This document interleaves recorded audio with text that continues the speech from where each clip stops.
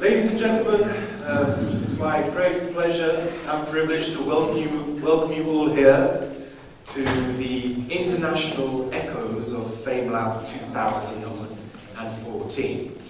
We are all very lucky that a collection of young scientists from around the world has come to Prague to entertain us with their short presentations, of which they won their respective countries' national FameLab competitions and then represented their countries in the international FameLab competition in Cheltenham in England. My name is Michael Lonsborough and I'll be hosting today's event along with the charming Katja Sefton.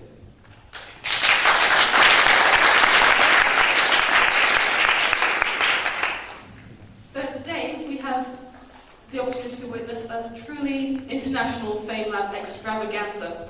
Just out of curiosity, who here knows what FameLab is? Show of hands. So well, we have a few people. There's a young lady here, and then the rest of the FameLab competitors themselves. So allow me to explain to you what FameLab actually is. FameLab is a competition for young scientists, and they all have 3 minutes only to talk about the subject of their choosing. It can be their own work, or it can be the work of others, something that is scientific. And they are not allowed any presentations or projections of any sort. They can only take with them what they can carry onto stage, so they can carry some props with them.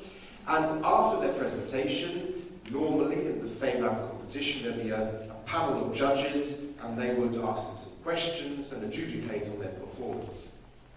Today it's going to be a little bit different. You'll still hear the 3-minute presentations, but there won't be any judging. Today it's all about science and fun. And so instead of the judges, we have you guys. So if you want to ask any question that might interest you about the talk or about any scientific topic that they could possibly be able to answer, you have the chance today. Yeah, it's definitely, today is not about a competition as such. There's going to be no adjudications. It's all about an interaction between our young scientists and you. And there's going to be a lot of opportunity for you to ask questions that you're inspired to ask, or to contribute to a communication, to a conversation with the young scientist and your own ideas. That's the plan for today.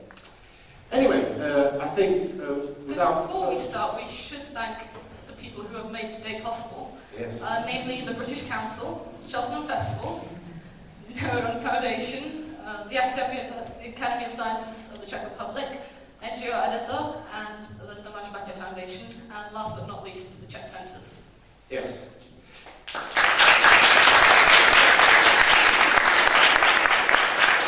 I think it's extremely important to recognise the generous contributions of all these people that have made such events possible. We've enabled us to get some amazing people to travel here to Prague. I think that's something I certainly very much appreciate, to get this international flavour here in Prague, which is great. And without further ado, I think we should begin. And our first speaker, well, he's come all the way from... You got to be careful. Stop it. Be careful. You've got to be careful. You could start a tornado. What? You could start a tornado. Maybe in Japan or something. What are you on about? Where's my telephone? Have you got a telephone? Got it. Where's my telephone? I need the telephone here. What are you doing? You've got to be careful with it. Hey! Konnichiwa. So. Michael, so. Hey!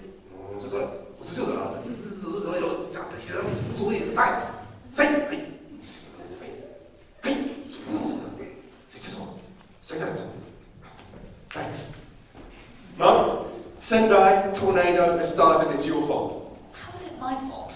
Your fault. You started the tornado. No, I didn't. Well, I've never been to Japan. I'll tell you what, we have an expert about how flapping for flies can start a tornado in Japan. And here to talk about it, from Italy, all the way from Italy, please welcome Marco Ferigo.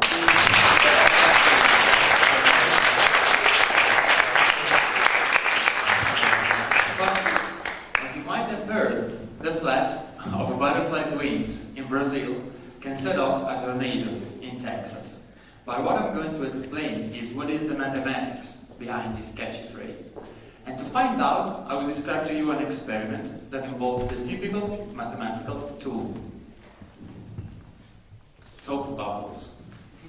The first part of the experiment is extremely simple. You just blow your bubbles and watch carefully at the outcome.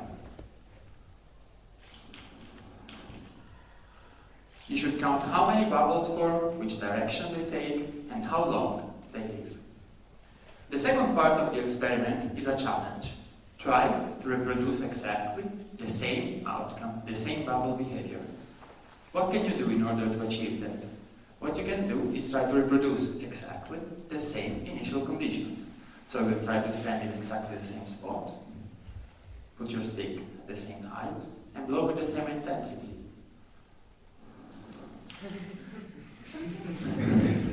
But what happens is that even when you try yourself many times, you will find that any shot you give is completely different from the others.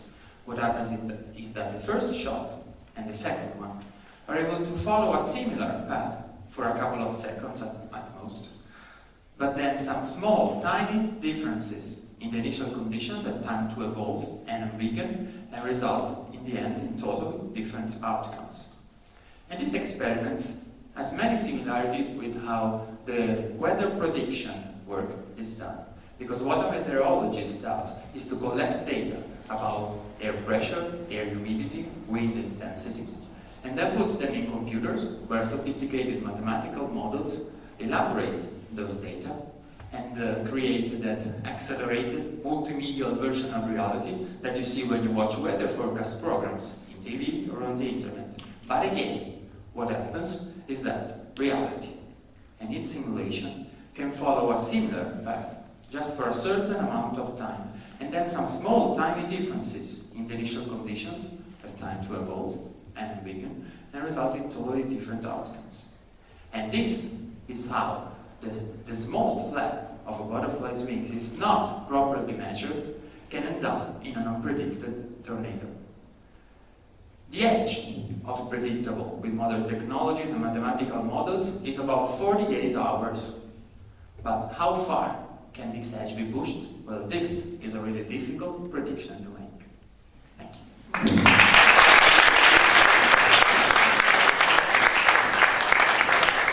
I don't think the idea is your fault. It's So always totally my your fault. fault. It's always my Thank fault. you very much, Marco, for the lovely explanation how little decisions in your life can have amazing end results. Does anybody have a question? Or quiz on the first one. Don't take your questions for the last one. Intellectual output at all that you would like to come up with?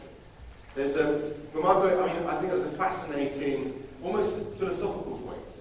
This concept that I can attempt to do a reproducible event, and yet all the time it's going to be slightly different. So is it possible that even in my own life, sort of very mundane decisions could have incredibly, profound effects on my future? Yes, it would be extremely interesting to try to model life and people decisions and how we behave, to find a small model that reproduces how humans interact and take decisions, and then try to put a decision in that model and see how it behaves and how it is different in real life, exactly what it happens with weather predictions. The point is that in weather predictions we have some physical laws and we have some data. It is way more difficult with humans, but it's extremely interesting to make predictions in that way. This is a reliable way to make predictions. So this is all what science is all about. Find a reliable way to make predictions, not just be based on my knee hurting to say tomorrow will rain. I don't know if you're in Czech Republic things like this. In Italy we do, sorry. Yeah, but that's the general procedure in Czech Republic. It looks at it. They do not even make weather predictions. They just feel their knees. Okay. Anyway, that is not a knee, by the way. Any questions? Any questions there? If you have questions from the past, the mic too. Does anybody feel they've in their lifetime they've made a little decision and then it turned out to have an amazing effect? Oh, this is nice. He did. That they can share us. There's a gentleman there in the blue, Dasha. Well, but it is of course when I met Anna that we lawyer. Well, it's hard to say. I'm sure everyone makes them every day, right? And how would we even know? That's all. Okay. David. Question? So, David, oh, Mike. all right. So you said this modeling conditions can be used to predict weather specifically. What kinds of facets of weather can we predict with it? The heat, whether it's going to rain, earthquakes, like what exactly can we predict with mathematical models like the one you described? That's very interesting. It depends on what you specifically decide to focus on. It's really interesting that you mentioned both heat and weather and raining, which are related to weather, but for example, earthquakes. The point is that the interactions that you can find, for example, in the forming of clouds, in the creation of clouds, may be reused at the first attempt at least to reproduce the interactions between, I don't know, I'm not an earthquake expert, but there are for sure some interactions between clouds, which slip one over the other, and this is the same that happens with the Earth superficies, you know. There are parts that slip one over the other. So the point is that mathematical models can be reused and adapted in various situations. So you can use them to try and predict earthquakes, but that's quite a delicate subject these days. You could try and use them to predict whether it is going to rain and how much and with what intensity and so on tomorrow, which is a less delicate subject. So you can reuse that definitely. Thank you. So you say that if you don't properly measure or quantify the flap of butterflies' wings, it could cause a tornado in Texas, wherever. Japan. Or Japan, or who knows. Wherever. But the point is that is obviously an extremely, I would imagine, unlikely event, because the actual magnitude of the effect of a butterfly's wings on the environment is really small, and there are much more influential effects, in other words, bigger things moving around and whatnot. So what kind of detail do you really need? Because obviously you're never going to be able to measure all the butterflies' wings flapping or anything else. But there is maybe a threshold beyond which you can actually get detailed predictions beyond 48 hours or whatever. What level of detail do you think you need? Well, this is a really interesting question. The point is not at all a statistical approach. What I focus about is the analytical mathematical models, which means we do not take into account statistics or probability at all. We try to make perfect models. Of course, this would not work. And the point is that there is not a limit. There is no way you will make 100. Okay, I don't have to say 100%. You will make right predictions for any time. The point is that the better initial conditions you measure, the longer in time your model is affordable. That is the point. So it is really related. The accuracy of our measurement is really related to the length in time we can make predictions on. So my final sentence, which is the edge of predictable is now 48 hours, but it can really be pushed as far as we can, as far as we can imagine. And this is all about improving technology, improving mathematical models. So I'm not sure I answered your question, but I said something interesting there. Okay, we have another question over here. Can you recommend some website which is the most reliable for weather forecasting? in Europe? I never watch weather forecast programs. You just use your knees. This might be interesting. So, no, I'm sorry. But I think they're all pretty much, they use pretty much the same technologies, the same mathematical models. Once a mathematical model is available to everyone. It's not there a leader company, to my knowledge, in weather forecasting. So, anyway. What is it essentially based on? Just on air pressure and wind direction? I mean, when they're making... What are exactly the data you have to take into account? What's the most important influences? Because if I can go back to my grandmother's house, we used to, in front of her door, this is in England, she used to have this beautiful barometer. which just measured pressure. And then there was an arrow, and it would say fair, set fair, rain. So you get these 3 or 4 possibilities, and it was just based on the pressure, and it was pretty reliable. But the people on that live, Yeah. because Well, it's always rain. Not true. Tropical That island. is the bridges I hear all the time in England. It always rains. It's not true. It's a tropical tropical island. Tropical island. Sunny weather. Lots of sun. Very warm. But for me, I don't know, as somebody who was trying to understand the weather as a little child, then it became clear to me that the most important aspect is pressure. And as a chemist, I can understand that, because if I pump a lot of pressure, I'm forcing the molecules to go together, and you can have That's more how of a water forms. Right, and as soon as that blood pressure releases, you're going to get condensation. And so, I mean, is that how these mathematical models generally? I've never thought of this, because from a mathematical point of view, you usually give these things for granted because they're up to other kind of scientists. You know, once you have the data that you know are important because another scientist told you so, you focus on the interactions. This is the physical part, and mathematicians get into giving the best model from that data with that interactions to get to your result. So it's a teamwork. I would not know how to answer your questions, but I find it really interesting. Any other questions from the audience? No? Okay, thank you very much, Michael. Thanks to you.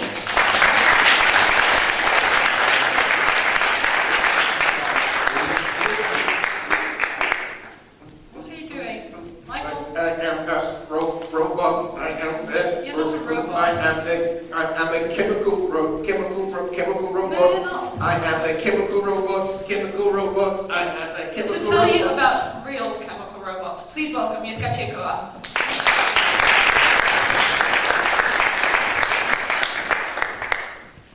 Hello, do you know any English word that comes from Czech language? Nobody? Robot, exactly. This word was first introduced in 1921 in Karel Čapek's famous play R.U.R., Rozum's Universal Robot. This word derives from the Czech word robota, which means forced labor. And what is the play about? A mad scientist, Rozum, discovers how to create artificial life and starts creating artificial human beings. What follows is a factory for making robots, a robot rebellion, and the extinction of human race. I really recommend you to read it or watch it. Although it's almost 100 years old play, it opens many contemporary questions. I work in chemical robotics laboratory. Our chemical robots share some properties with Čapek's.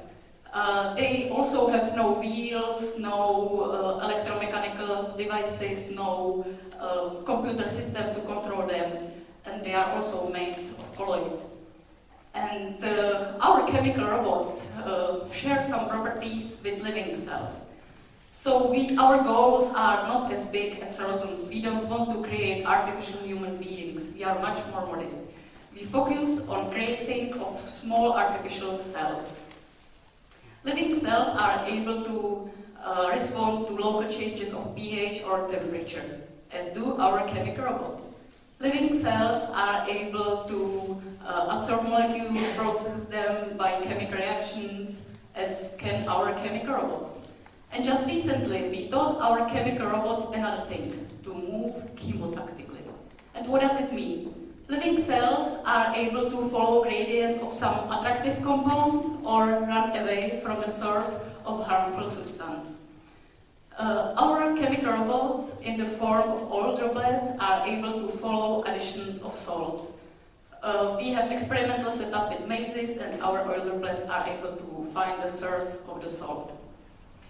At the moment, our chemical robots are training to become transporters of chemicals, a sort of chemotaxi. We hope that in the future they could serve as transporters, for example, for targeted drug delivery. So we will see if our project will be successful, and the term, we have the nickname for chemical robots, cobots, and if the term cobot will enter the English language as Čapek robot. Thank you.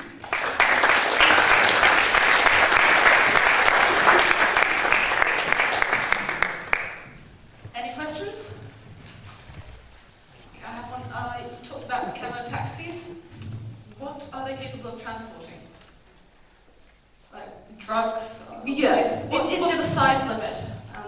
depends on the application. So if we will decide that the chemical robots will be for drug delivery, they will deliver drug, and also the size has to be small enough to enter the living body.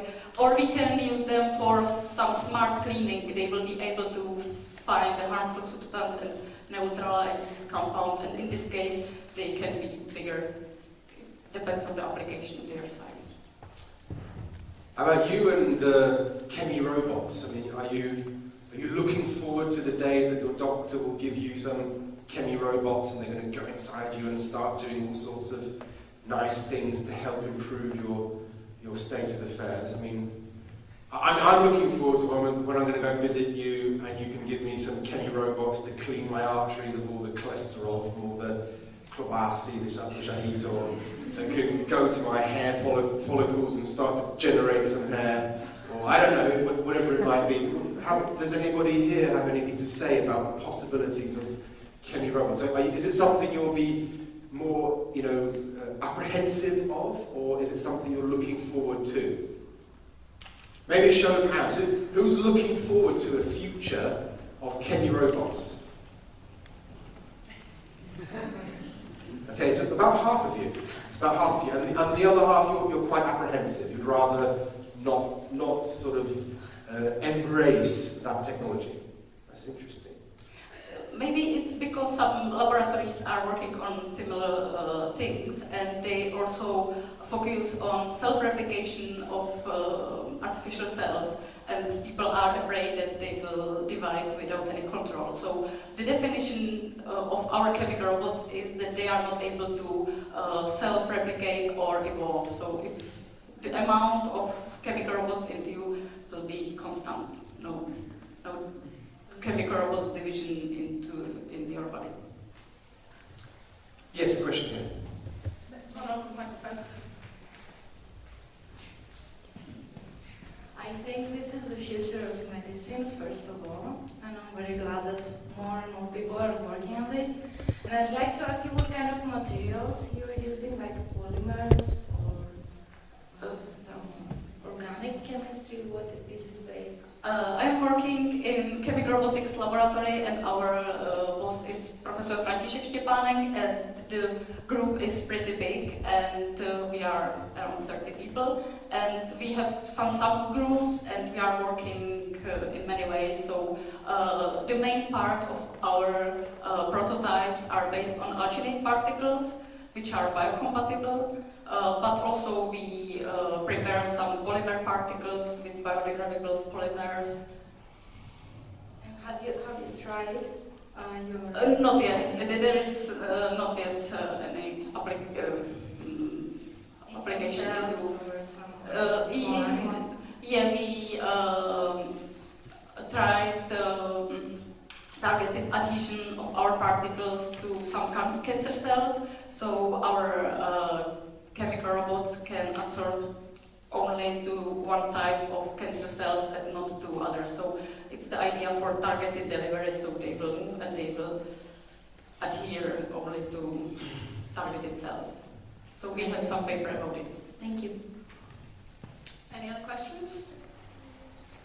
I suppose in one sense, things like T cells and white blood cells, which are involved in our immune response, I mean, these are arguably also chemi robots, in that they respond to something, they go to that place. They are our models. Right, so can you take these cells and then just do some sort of modifications to them? But it's not our way. You can do it, but we would like to prepare some synthetic objects. From the bottom up? From bottom up. Isn't there a chance that if you introduce this foreign substance into an organism, that those white blood cells will attack it? Yeah, it's possible that they will attack them. So in that case, we have to use some special molecules, and in that case, our chemical robots will be like invisible for T cells. Any questions from the audience? Yes, over there. Yeah, hi, Paul. So my question is there any way how to control chemical robots, for example, with remote control? So the question is if we can control control them and their movement. So it's the aim of my work, and I focus on chemotaxis. So normally you can control something with some electric power or magnetic field, and we use only chemical principles for the movement of our droplets. If you are interested in, you can find in YouTube our movie with Amaze, and we have oil droplets, and they follow salt additions in 2D maze, and it has now almost 300,000 of views in YouTube, and it's pretty famous, so look for it. Any questions? Anyone else? No? Well, thank you, Edgar.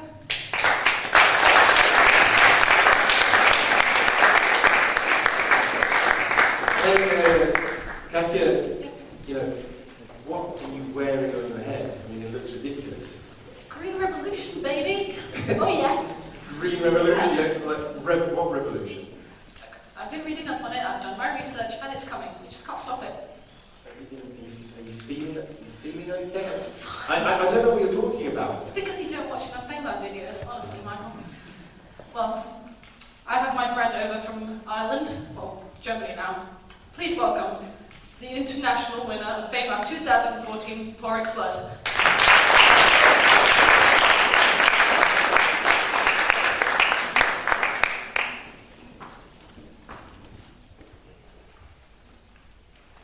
Imagine you were inside a leaf.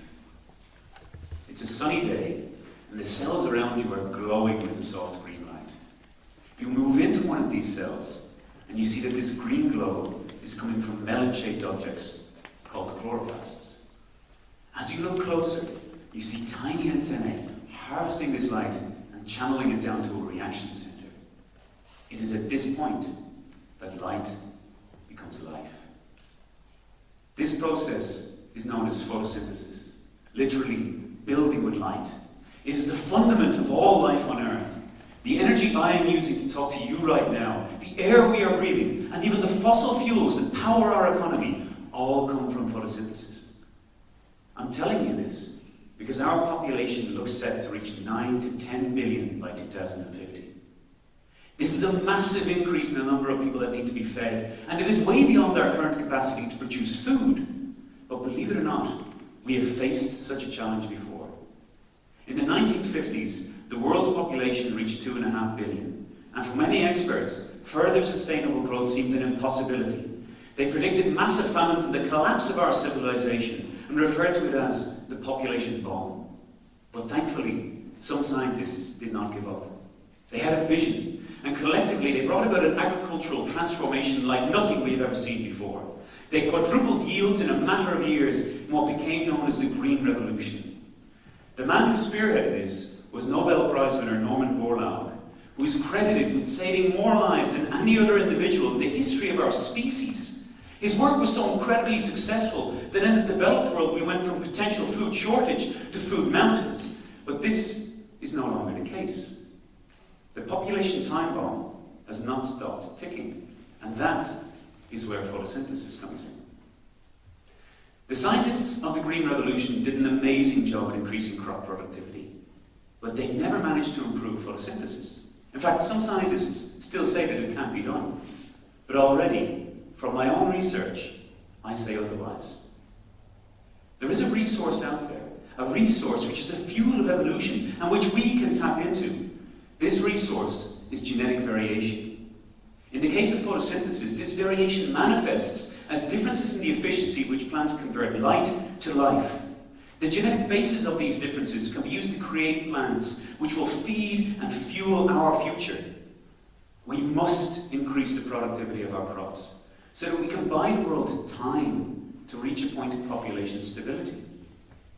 In the words of Norman Borlaug, you can't build a peaceful world on empty stomachs and human misery. We need a second green revolution, and photosynthesis is one key which cannot be left unturned. Thank you.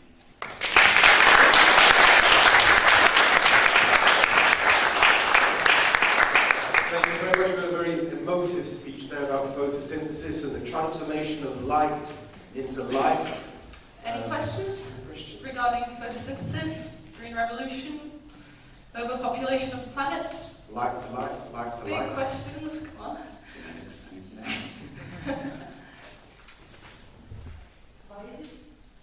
Why is it so difficult to reproduce photosynthesis in the laboratory? Why the scientists hasn't succeeded yet? It's difficult because it's complex, quite simply. Photosynthesis is the most complex energy transducing process in biology.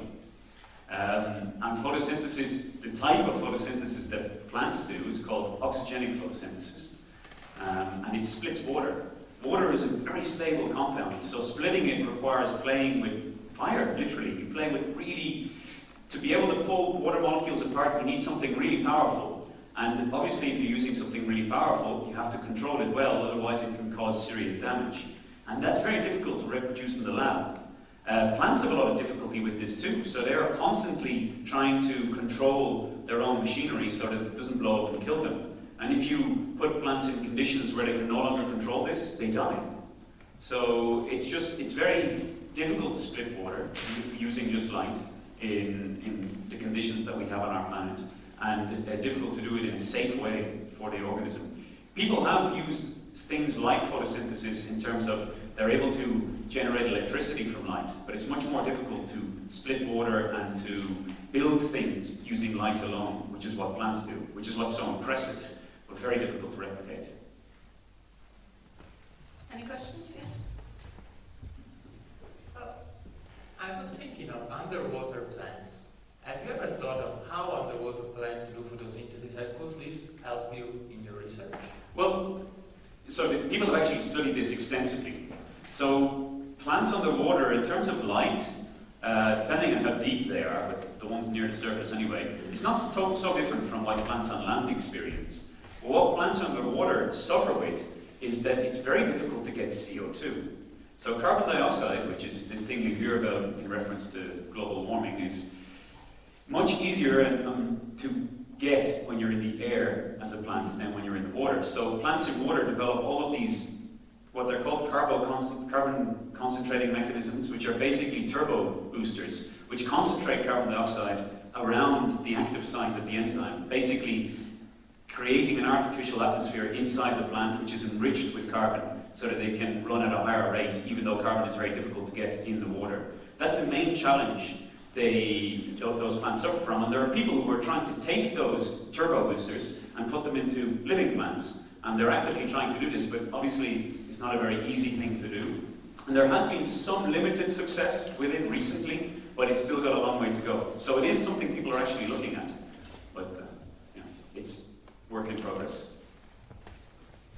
Yes? Thank you for a moving talk. I have also a question about upgrading the plant with the genes. I heard that some gene, I don't remember the name, from the fish was placed into the tomato to make it stay fresh longer. Okay. Have you heard any different examples, or do you have any comment on? Other examples of GMOs, or to explain how that works, or? Or depends on how you take it. What I want to do, okay. Well, I won't explain how it works exactly because I don't know. I've only heard of that example, and that's just to do with increasing shelf life of tomato fruits. But the concept of GMOs is, does everybody know what a GMO is? Raise your hands, who knows? Who knows what a GMO is? So some people don't know what a GMO is.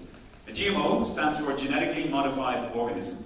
And it's kind of it's a semantic argument. It's an argument which, you could say everything's genetically modified, but what most people mean when they say genetically modified organism is an organism which has been taken to the lab, and a gene from another organism has been cut out of that organism and stuck into this one, which is basically copy and paste, like what you do in a Word document. And then you try to get it working in that organism so that it gives you, for example, a protein. And that protein might be a protein which increases shelf life of a tomato, or it might be a protein which maybe would increase photosynthesis or develop new pigments, or most importantly actually, give resistance to disease.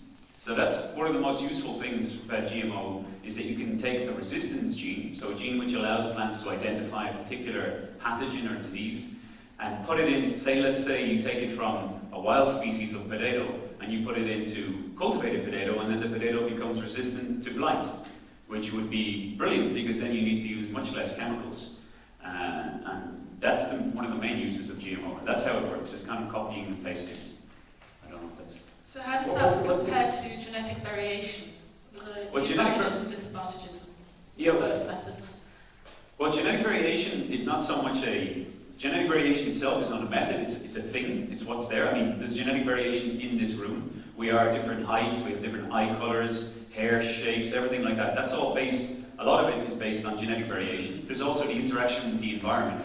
So the fact that you speak Czech and I speak English has nothing to do with our genes, but to do with our environment. And there's an interaction between the two. But that genetic variation that is there also occurs in all other species. So for example, in plants, it occurs in terms of their photosynthetic capacity. And you can use that variation to learn about photosynthesis, but also to use it as a source of improvement. So you can take the plants with the highest photosynthesis and breed them to create plants with higher and higher. And that's basically what farmers have been doing for thousands of years, except today we can do it in a more sophisticated way. And it is, in a sense, a form of GMO. It just doesn't necessarily involve the lab in the technical sense of white coats and things like that. But the example of the tomato, I think the gene that was described is, I think, if I'm not wrong, is an anti-frost gene from a fish. Because I don't know, I mean, a lot of the Czechs here, I live just, just outside of Prague, and often there's, in springtime, you get these wonderfully warm days, but the mornings there can be a frost. And in my garden, I actually grow tomatoes. And they usually grow well, but every now and then, you must know that if you grow tomatoes in your gardens at home, sometimes in late spring, there comes a frost, and the tomatoes are just gone. And that's because in Europe, we don't allow GMO, and so we don't have tomatoes that have this anti-frost gene from the fish. Whereas in America, when you buy the seeds, they'll probably have that gene in there, and you wouldn't have that problem. And maybe a question for the floor would be, would you be for or against this application of technology? For example, you could grow in the Czech Republic tomatoes and not worry if a frost comes, they will be destroyed. Who would be for that? Have a show of hands. Pro-GMO. And who would be against? And so most of you don't have that. Okay, so it's two lessons. And why are you against it?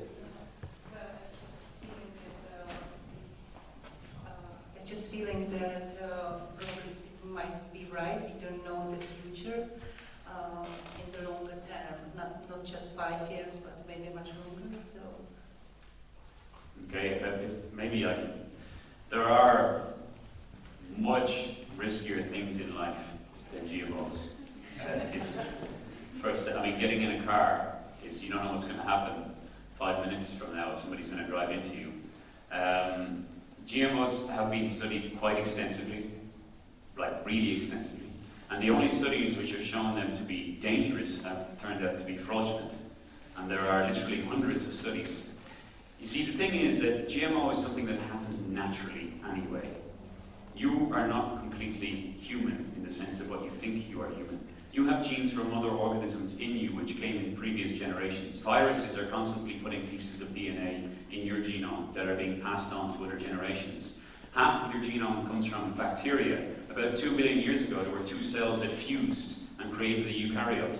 And it was a complete mix-up of all genes. There were genes coming from completely different orders and different species. This happens all the time in nature. There's horizontal gene transfer, there's all of that. The actual act of genetic modification, the act of putting one gene into another organism, is in and of itself safe, but it depends on what you're doing. So if you take a gene which creates a toxin and put it in carrots, the carrots will be toxic. But the GMO is not dangerous, the toxin is dangerous. So it's important not to confuse the technology with what it could be used for. The technology itself, as far as all research shows, is safe. It's only, you can make something dangerous, but you could say the same about, cars. I mean, you can make a combustion engine for a car, but you can also make it for a tank. And then the tank will be dangerous. But does that make the combustion engine bad? No, of course not. It depends what you use it for. If that helps. How many genes are necessary for photosynthesis to take part? I mean, could we could we actually genetically modify us so that we could begin to become photosynthetic? Well, it wouldn't work because of our architecture. I mean, we don't have enough surface area to make it worthwhile. But entertaining your question. At least power my watch maybe from my bald head. Yeah, you never know. So the number of genes is not the easiest way I can answer that is think of what photosynthetic organism has the smallest genome, and it would probably be a bacteria, cyanobacteria or something like that. But not all of its genes are directly involved in photosynthesis.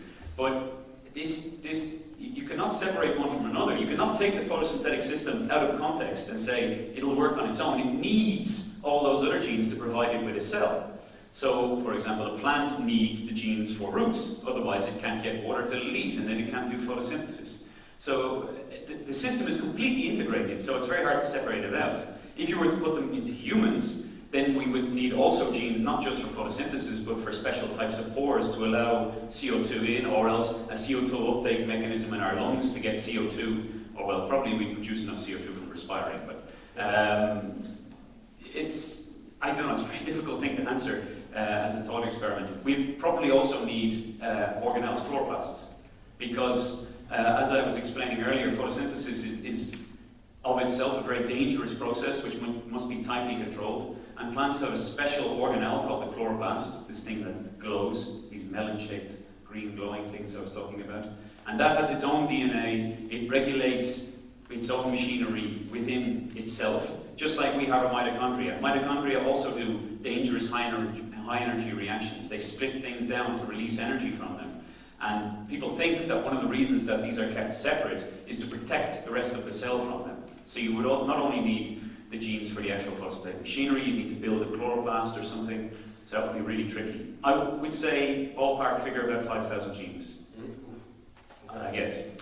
Yes, questions over there?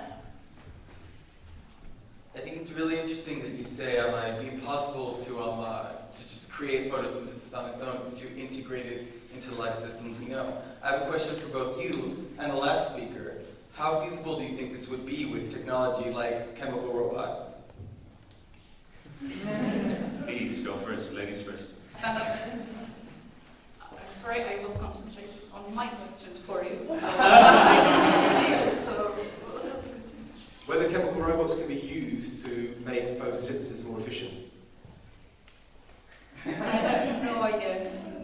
There are people doing pretty cool research. There are two lines. There's some guys that are trying to literally build biological nanowires within cells which will transfer current generated by the proton motive force, or basically when the light comes in, the plant can generate voltages across a membrane and transfer that to other parts of the cell. So you can kind of see that as a mishmash between robotics or industry or whatever and biology. And then there are other people which are saying, screw the whole system, photosynthesis is badly designed. It's an example of unintelligent design. You shouldn't use this enzyme or that enzyme. Let's redesign the whole thing. And there's a group in Israel that are doing this, and they're basically doing it in silico at the moment, which is they take databases of all the known enzymes. What conditions do they work under? What reactions do they do? What substrates do they have? And then try to build new pathways which will take CO2 and make sugar, without using some of the enzymes that we already know are inefficient. And they've designed a few, and now they're trying to make them biologically. So it's a kind of, what's the new buzzword is, there's a word for it, synthetic biology, thank you. This is the new thing, you'll read about this idea of building with biology, instead of using the classical concept of engineering, which relies on maybe electrical circuits, instead use biological organisms. New question. Any questions from the audience? Oh, sorry. My question was maybe stupid. I'm just curious, are there any changes in oxygen levels in winter and summer? Because now trees have no leaves, so no. there is a change in CO2. So if you ever look at the Keeling curve, you see CO2 goes like this because every time it drops down is summer in the northern hemisphere because there's literally more land in the northern hemisphere, so there's more plants there. And you can see that quite clearly. But CO2 is only 400 parts per million. Oxygen is a huge number. Probably it does fluctuate, but you're talking about such a tiny, I don't know, but I guess it does because if CO2 is going down, it must be taking oxygen with it. Or up, sorry, vice versa. I don't know, but I'm guessing, but it will be really small amount when you compare it to the total amount of oxygen in the atmosphere. Like even if we burn all the fossil fuels, our oxygen levels will decline, but still by like 1-2%, because most of the world's carbon is not in coal or oil, it's in limestone and shale and things like that. Any questions from the audience? Anyone brave enough? Yes? Yes. Previously, you said that photosynthesis is actually quite dangerous for the plants, for bacteria. And when you increase the level of photosynthesis, I ask if is it more dangerous for the plant, if it could actually kill it, and if yes, how, which are possible options to solve that problem? Yeah, very good question. The plants already have inbuilt a hell of a lot of protective mechanisms over the evolutionary time span. So photosynthesis goes back like 3 billion years or more. And in tandem with the evolution of photosynthesis, there's lots of what they call photoprotective mechanisms. So plants have special ways of, if they start to lose control, they uncouple the light harvesting antennae from the reaction center. They literally pull them apart, so then the energy just goes back out as light, and then they don't get a problem. So all of those systems are already there. The main one, there are actually people who are trying to prevent plants protecting themselves because plants are over-conservative. They're really careful about damage. But we don't, as, say, people growing crops, we don't really mind a bit of damage as long as we get higher yield. So under most conditions, it will be fine. So people are actually, some people are trying to reduce the amount that plants protect themselves in order to increase the amount of energy that actually goes into yield. Because every time the plants uncouple or do other things to protect themselves, energy is lost. And we want all the energy possible into the food or the harvestable component for biofuel or whatever. So there are some people actually trying to reduce how much plants protect themselves. And there are also people who are thinking about increasing it because they want to grow plants in much more stressful environments. Where there's maybe less water, much higher light intensities. There's people thinking about space expeditions and stuff where you have much more UV, and then they're thinking of how do we enhance what's already there, if that kind of answers your question. Any other questions? Okay, thank you, Warwick.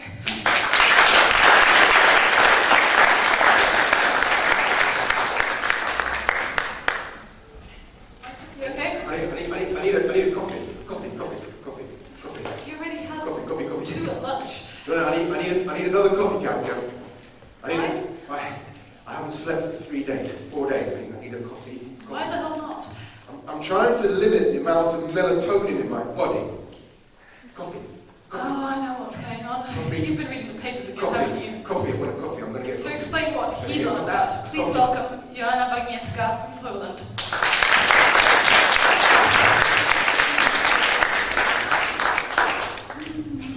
Who here feels like they could use more sleep? But would you be so keen to take a nap, gentlemen in the audience, if I told you that sleep could shrink your testicles? Before you panic, bear with me for 3 minutes. Let's start with sleep itself. We are wired to sleep at night, but how do our bodies know when night is?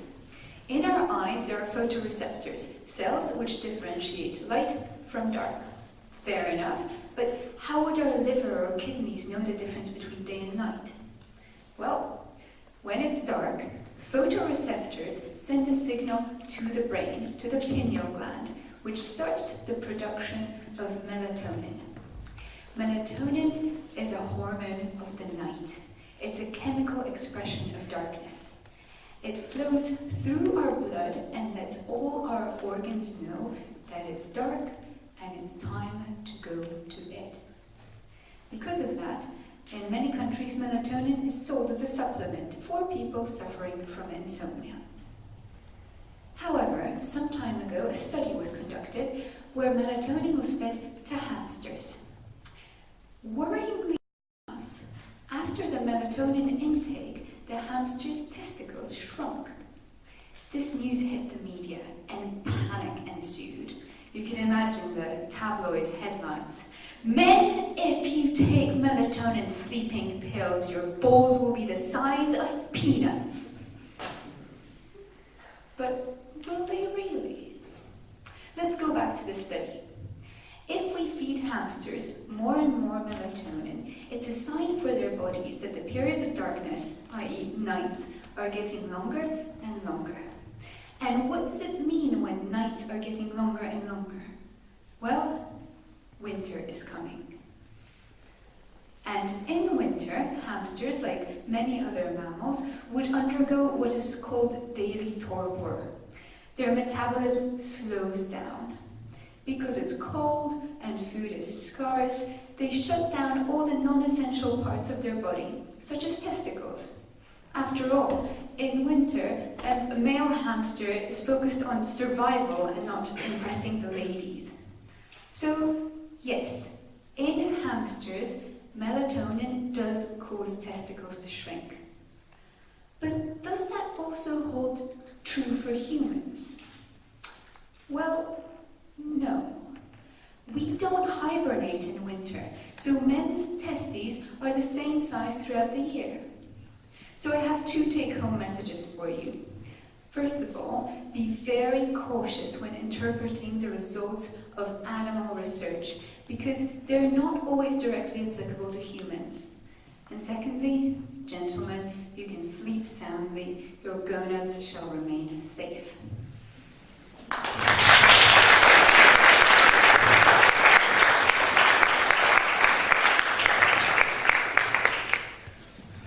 Any questions about sleep deprivation, gonads, melatonin, hamsters, animals? Anything at all? Yes, sir.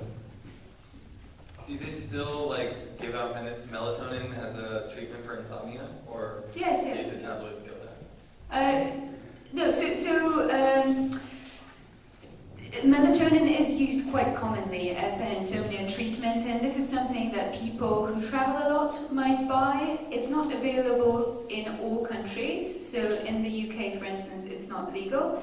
It would have other side effects. So, for instance, it's associated sometimes with mood swings because this hormone of darkness can be associated with depression. So people who live near the North Pole, for instance, who suffer from extensive periods of darkness would fall to depression more often. So having this extensive melatonin production could be linked to that.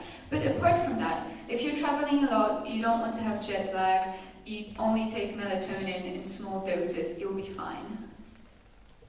Does that mean that other substances which sometimes people take recreationally, they get sort of a lifting does that inhibit it? Does that work by inhibiting the production of melatonin? Or? No, well, I think there are quite a lot of complex reactions. It depends what substances you're talking about. No idea. I can't think of anything that would inhibit melatonin specifically. I think it's more of an adrenaline boost or something. But is melatonin, is that like just a monoamine that's produced in the brain, or what else? Where is it produced actually? It's produced in the pineal gland Yes. in the brain, yes.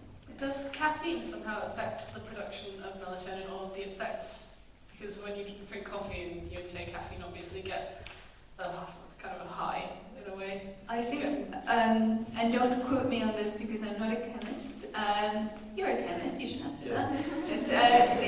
It's a stimulant rather than a suppressor. So I think rather than suppressing the activity of melatonin, it would stimulate your body.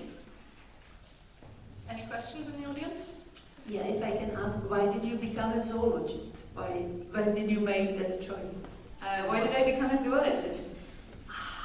I just figured that animals are really cool, and I wanted to know more about them. So yeah, there you go. I started off doing general biology, and then because we did a lot of work in the labs. I figured that if I can't see something, I have a hard time believing that it's there. So I then went on to working with bigger things, whole organisms. Ideally, they should be furry and very cute. It's a very important part of your choosing your research model animal. She's got a cute story about a hedgehog. I heard it at lunchtime with this right. In 2 minutes. Now, a rescue hedgehog in my family who woke up in the middle of a mild winter. It was a nice animal that we kept for a few months before releasing it back in spring. And it would, when a hedgehog feels safe, it puts down all the spikes and it flops on its back and lets you rub its belly, and it's just very cute. Don't go waking up hedgehogs, but if one wakes up in the middle of winter, if it will get cold later, maybe look after it. If you don't know what to do with it, just maybe take it to the local zoo, they'll tell you what to do. You have a question there? Yeah. So you talk about melatonin as the sort of the hormone of the dark hormone. I heard that if you take melatonin and are exposed to light, specifically more blue light, it can be actually quite negative. Is this because of a mismatch, or do you know anything more about that? Well, in general, when you're exposed to light, the melatonin in your body is not being produced. And so I think what's happening is there's a conflict with what your receptors get and what your brain wants to produce and what you ingest and what you get in your blood because of that. So this could be a conflicting effect. But it's interesting when, for instance, you can measure melatonin levels throughout the night of a person or an animal. When you take saliva samples, when somebody wakes up, turns on the light, immediately the melatonin levels would drop. So this is something that reacts very, very fast. So if you have trouble sleeping, you wake up in the middle of the night and you want to go back to sleep again, you don't want to turn on the light, because immediately your entire body will think, oh, okay, daytime, going away, melatonin level goes down. So stay in the dark if you have trouble falling asleep again. But is it true that to produce enough melatonin at night, you should expose yourself to light during the day in sufficient amounts? Otherwise, you have problems with... I don't know if it works on a contrast basis, but I suppose you do need some sort of a baseline. This is why sometimes blind people who don't have photoreceptors, because there are people who do have photoreceptors, but they're just not connected to the brain part responsible for the vision. They sometimes have trouble waking up at the right time because they don't have this baseline of when the day is. They don't recognize, their eyes don't recognize when the light comes in. Anyone else any questions? Yes, gentleman in the back. I have heard that our body height depends on the light. How much light does we have? Is it true? Sorry, can you... Our body height. Oh, body height? Body height depends on the light. How much light does we have? You mean the happiness of your... No. Height. Height. I think it could be linked to vitamin D production and the effect of sunlight. And it's generally a developmental thing, maybe not necessarily just the height, but how well your body develops. But that, I don't think that would be linked to melatonin, but to vitamin D, which is synthesized, the synthesis of which is stimulated by sunlight. So I don't know if it's explicitly height or just development, but I have also heard of that link. Is taking a nap in the afternoon bad or okay? Or... I love them. Sometimes you wake up the next day, but sometimes... So again, because sometimes I've read, not sort of scientific accounts, but there's I don't know, pieces in magazines where they might say that it's very important to go to bed at the same time as you try to have a regular system where you're going to bed regularly at the same time and you're getting up regularly at the same time, and whether that's true or whether it doesn't really matter, or whether having a siesta is good or bad. It depends, because we're living in a world where there's more to it than just our own body, right? So you've got your friends, you've got your work, you've got your schedule, and for instance, people have done studies on the day-night cycle of people working, for instance, in the city in London, and they work hard and then they party hard.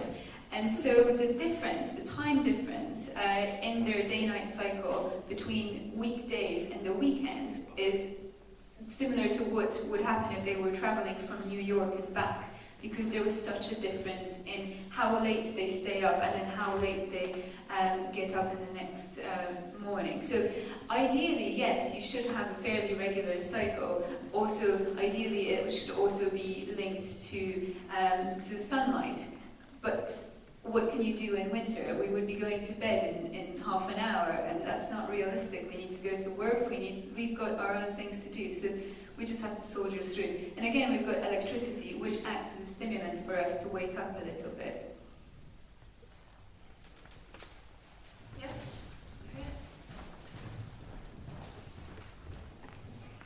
If somebody stays a longer time in darkness, would it have some influence on his life, or would it be dangerous? So, because I'm a zoologist and not a medic, I don't want to make big predictions with humans, and I don't want you to go home and think, oh, if I stay up all night, I'm going to die tomorrow, or something. That's probably not going to happen. But in animals, for instance, that does have a very big effect. Both staying in the darkness for a long period of time and also staying in the light for the entire time. Because when, as I told you with hamsters, they go into the hibernation period, but some animals have their reproductive cycle that's governed by the length of the daylight. Because when you're an animal, you really want to have stability in life and you want to have a success in reproduction. So you want to have babies when it's spring, when there's a lot of food coming around. How do you know when there's spring? Well, the most reliable predictor is daylight. And so, for instance, sheep, who have quite a short pregnancy time, about half a year or so, they would become sexually active half a year before spring, more or less. So when the days are getting shorter and shorter. So if you keep your sheep at the same level of darkness, they will not start reproducing. And similarly, when you have animals in zoos, for instance, you might have endangered species and you're trying to get them to reproduce because there are only a few of these animals in the world and you're really trying hard, and you don't notice that the enclosure is right next to a lamppost. And so these animals live with a constant level of light, and that affects their reproduction. And so no matter how hard you try, these animals will not become sexually active, so they will not start reproducing. So this is a consideration that you need to make in breeding programs, both with wildlife and with domestic species. So sheep, for instance, do get fed melatonin if a farmer wants to have them breeding at the same time, and that can stimulate the ovulation. With humans, as I said before, there have been links to depression and staying in the darkness, but apart from that, I would be very hesitant to make any other predictions because I'm more on the animal side than the human side. You did mention the melatonin in connection with depression, so that might be one of the effects of being in the dark and having more melatonin being produced in your body. Yes. Anyone else? Yes. Why are panda bears so reluctant to reproduce? Or is that a myth? Oh, the panda. This is such a loser species. I shouldn't say that because on one hand they're wonderful because everybody loves the panda because they're so cute and they're black and white, and why not we give a lot of money for the panda? And because they're black and white, they look good in print, so you don't have to spend a lot of money on color printing, and you can publish the WWF documents, and everybody's happy with that. So brilliant in terms of conservation for getting money. It's kind of like the Miss World of endangered species. You have the panda and everybody pays attention. But in reproductive terms, they're hopeless. So, as you said, they just don't want to have sex. I I don't know why. And when they do have sex, they do magically, miraculously give birth to their young. They sit on it. Squash it. And you think, how bad a mother do you need to be to not notice your baby? Just sat on it. Not to mention that they only eat specific species of bamboo, which are rare as gold dust to find to feed them.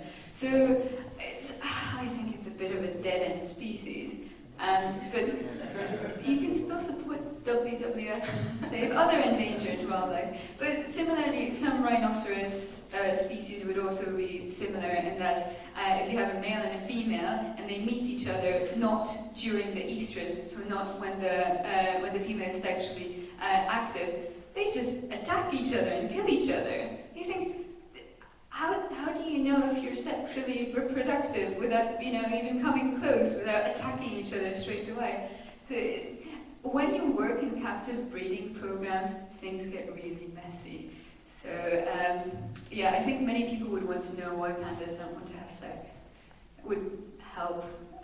Is it their diet? Is it their simple diet? I don't know. Bamboo. Maybe they had a bit of red meat in their good Patagonia. Maybe. Or a bit of panda porn, I don't know. Well, that's what they have, yeah. That's what they have, I think yes, it might be. Yes. Okay. On that note, thank you very much.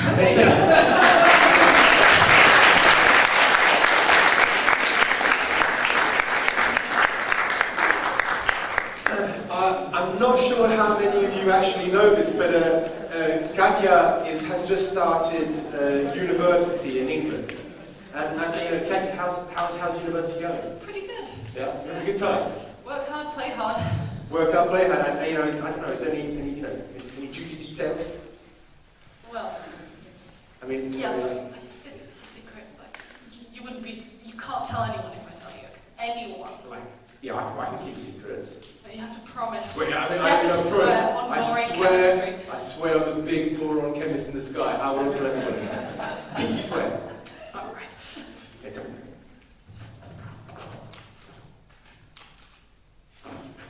Oh my God, she's pregnant! Michael! You said you wouldn't tell anyone. Katja, promise me one thing. One thing. Just like you promised me. One thing. When it comes, you got to phone Matthias and get him to do that mass spec thing on the baby. Who do what? The mass spec thing. Matthias Kate. He's the winner of this year's National Czech Fame Lab. Hey, he'll tell you some more, okay? Matthias, proceed.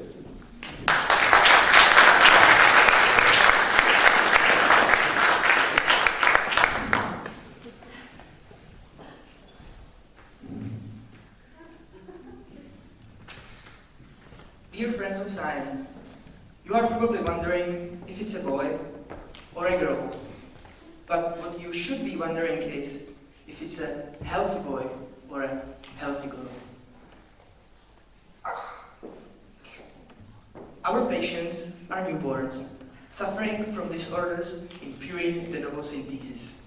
Purines are organic compounds that serve as the basic building blocks of our DNA. These symptoms have neurological manifestations and include delayed development, seizures, and autism manifestation. These symptoms are common for many other diseases, and therefore the correct diagnosis is very important in order to prevent wrong treatment. Our aim is to find those diseases before they manifest themselves. Ideally, we would use some method which will show us that there is something wrong with the baby, right? By using some suitable biological material like urine. Okay, here we have a sample from a potential patient. And now we have to collect samples from healthy controls. Miss, you sitting with your legs crossed. May I ask you, please, could you be into this tube for me? Or you please, would you, thank you very much. And you, sir, would you be so kind to provide the sample for me? And I will create one sample myself. Perfect, thank you very much. Thanks all. Wow, really needed to go, didn't you? Thank you. You are very kind. So now we will analyze all the samples. First, the samples from our healthy controls, and then the sample from our potential patient. For this purpose, we will use mass spectrometer, or as I like to call it, major mass spec. This machine can precisely measure molecular mass of wide range of substances and provide us other detailed information about them. From that, we can calculate the concentration of compounds in the urine of healthy controls and find where they range, and compare those data with the sample from our potential patient. Oh no! Here we can see high levels of succinylaminoamine carboxyamide ribose. Hurry up! We have to go to the doctor and tell him that your disorders are based on the purine denable synthesis problem. Have a nice time.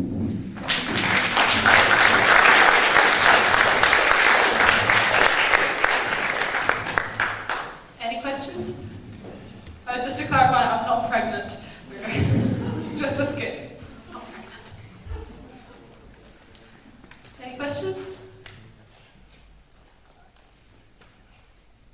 Who knows what a mass spec is? The lady in the back. No, you don't count, you can't count, you're FameLab experts. There's a hand up here. Okay, tell us what a mass spec, what do you know about a mass spec device? There's a complicated question.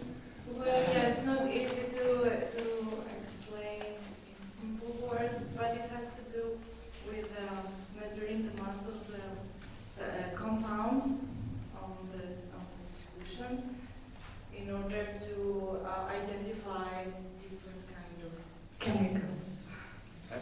We have to settle now. Is that a good answer? Yeah, basically that's what the mass spectrometer does, and I will just say that you have first of all, when you are putting a sample into the mass spectrometer, you have to give this compound, the compounds you are measuring, a charge, which is very important for the analysis, and then because the charge of the molecule pulls in this molecule inside the mass spectrometer, and for example, some of them work in the direction that depends.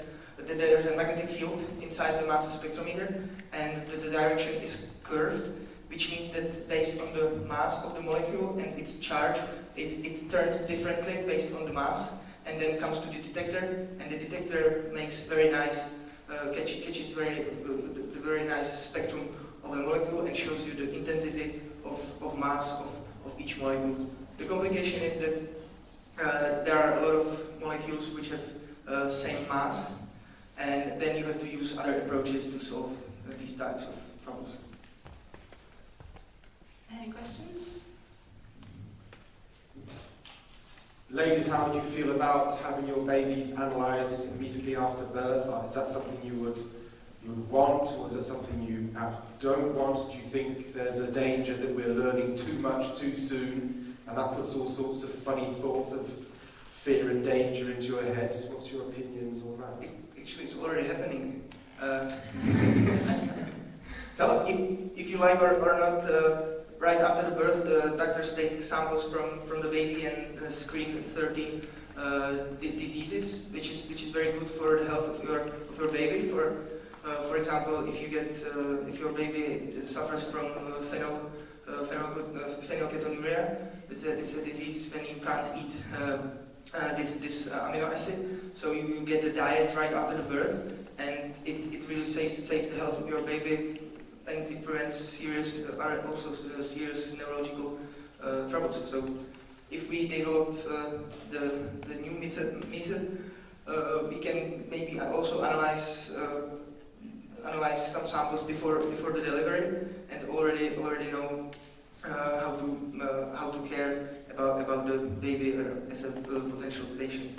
We recently published a paper where we can extract the succinylaminoamine carboxyamide ribose from the dry blood spot, which is taken from the Achilles of each baby of each one of us, and they are stored somewhere.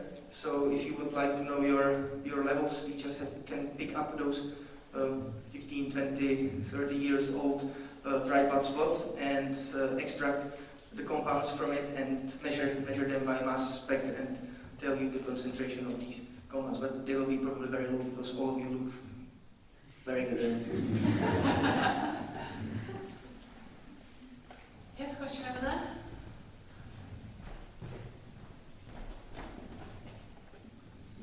Matthias, can the mass spectrometer be used to diagnose illness diseases also for adults? Why do you focus on children, on newborns? Yeah, that's because I'm working in the Institute of Inherited Metabolic Disorders, and because we follow the disorders in the family, and that's the prediction why I'm studying babies, because we get mostly the newborn babies, cases which we solve at our department. So that's why babies. Is it used anywhere for other kind of diseases for adults? Yes, actually there's a disease, homocysteine urea, which is analyzed by adults by mass spectrometer methods.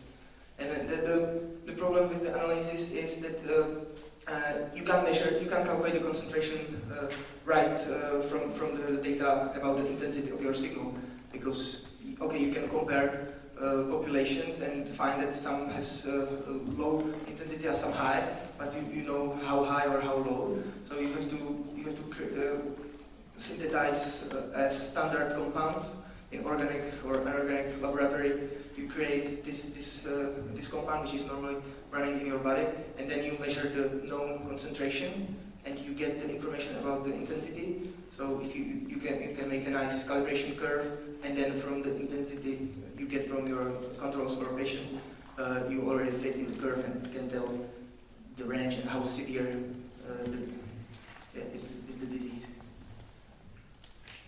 Okay, thank you, Matthias. Thank you. One more question. Back. The young lady in the back. I would like to ask which causes the problem of vet producing of purines, if something which happens during the pregnancy, for example, can influence this vet production of purines, or is it in genes? Yes, the purines are synthesized in body in 10-step reactions, reaction, which means that in each of those reactions can appear a problem.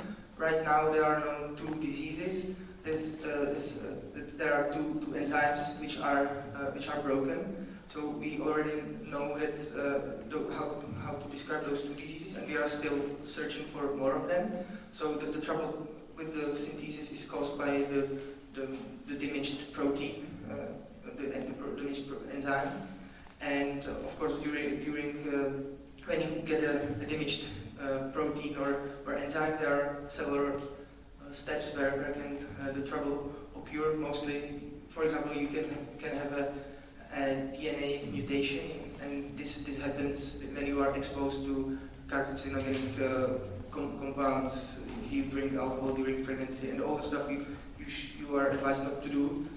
But if there is some special case, really, like don't climb mountains because you will get purine disorders. Thank you. You're welcome. So ladies and gentlemen, thank you very much, Matthias, for all your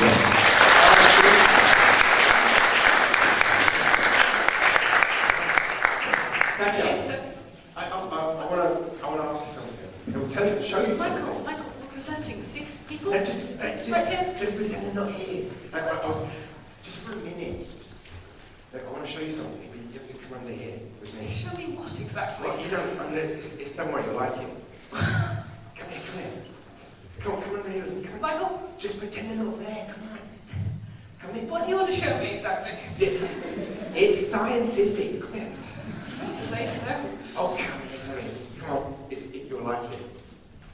Michael, I can't see a thing. You can't see that? No, what am I supposed to see? What do you mean you can't see that? I can't can see it brilliantly. anything. But it's brilliant, I can see it. How come? Well, because I've got these new super duper photon intensifiers.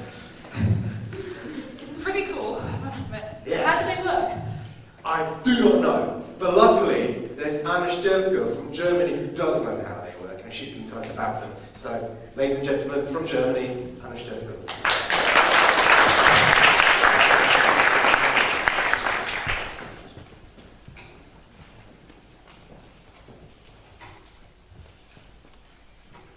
Please welcome the Queen of the Night, master of seeing in the dark, who can still fly around when the sky is only illuminated by stars.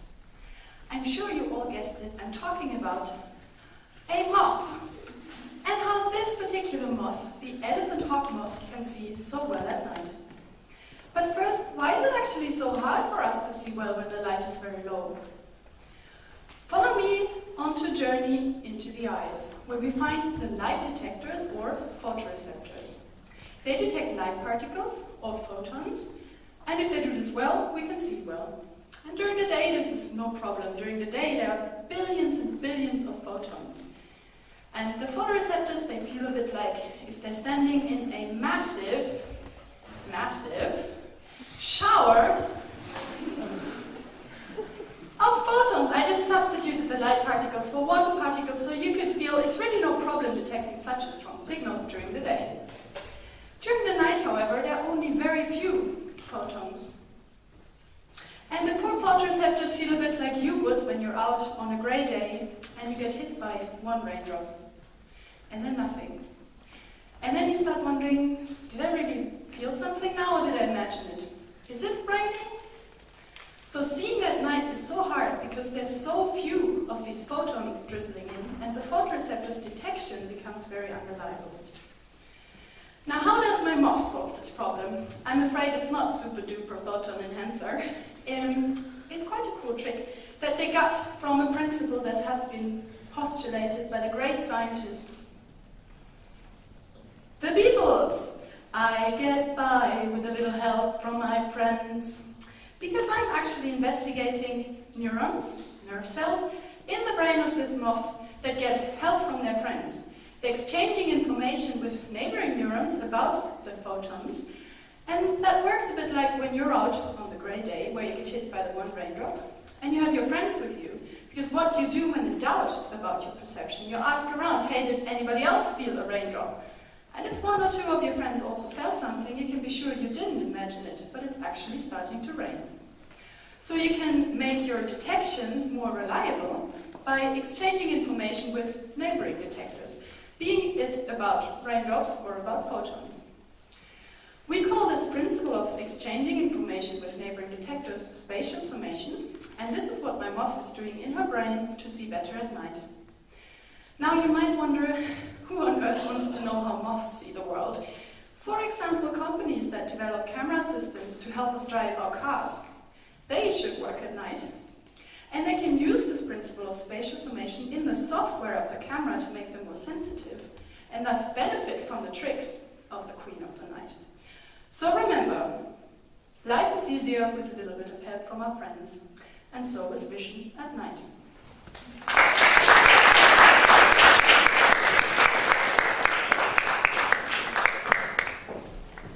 Thank you, Anna. So, yes, super duper photon intensifiers or spatial summation. Does anybody have a question about? Yes. So, with the spatial summation, are there mechanisms like that would work, for instance, in touch or other senses in the body? Oh yes, and I'm actually not sure about, well, touch also has, basically it's getting many detectors to group to one output, if you want, so you get the information from many neighboring detectors into one output. And in sensory biology, we would call this perception of all the receptors, or together a receptive field. And in touch or in vision, you can have different sizes of these receptive fields. They are also related to how high the resolution of your senses. So if you do the spatial summation, for example, in the moth, and you group many detectors, you let them exchange information, you lose resolution because you make this field from which you get information much bigger. So yes, you can find it in other senses too. Any questions? Yes? So you say, for example, with the touch, you get an integrated signal from all these detectors, and that's kind of what the spatial summation is. But then there must be, it must also be possible to have separate signals from all the detectors, so non-integrated. Does the integration occur in the eye, or does it occur in the brain? That depends on what animal you're looking at. So in my moths, it generally occurs in the brain. In the eye, basically, you only have the detectors, and then the signals go to the brain, and then all the processing happens in the brain.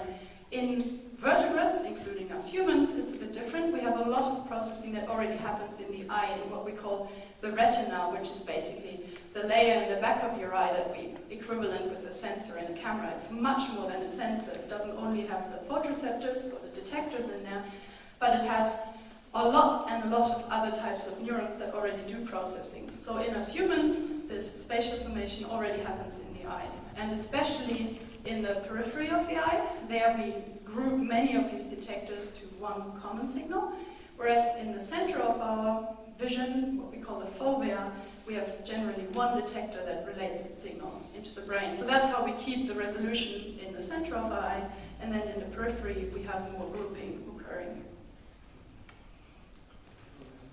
Any other questions? Anna, I find it very nice that you say often, my moths. This is very nice. And I would like you to explain whatever aspects you want of the relationship of a scientist who studies animals, any kind of animal. So, how would you describe your relationship with moths? It's funny because my personal relationship didn't start too well. When I got my professor asked me if I wanted to do this PhD on moths. I was like, I don't like insects, and they have too many legs, and they crawl around, and blah. So I had to really develop my personal relationship to this moth, because I didn't even touch them in the beginning. I found them far too fluffy. But then, especially these moths, and this is not a joke, they really look like this. They're a bit smaller, about this big. They are generally green and pink. And being a girl, that made it very easy to start liking them. They look very fluffy and they're pink, and you get a very personal relationship to them at some point. Yeah, I love them. And I can touch them now. You can't stop now. No. Any questions? Yes, lady at the back, purple. So what about other animals, night animals? Is there the same system in its head? Mm-hmm. Yeah. So we find it. I'm mostly looking at moths because most of the moth species are night active, so it's just a very nice animal to look at, and it's relatively simple. But you find it in many other night active insects. As much as we've looked at them, we haven't looked at that many, or other people haven't looked at that many. But you find the same principle in human eyes, in cat eyes, in bat eyes, and whatever kind of vertebrate you want to look at. Not just night-active ones, actually. Also, day animals have it to some degree, especially in the periphery of their vision. But it's much stronger in night-active animals. But it's a very common principle in. Yeah. So does the moth being able to see at night, is that due, or being better at it than, say, humans or some other mammals, is it due to better photoreceptors or better summation going on in the brain? Good question. It's a lot of things, as very often.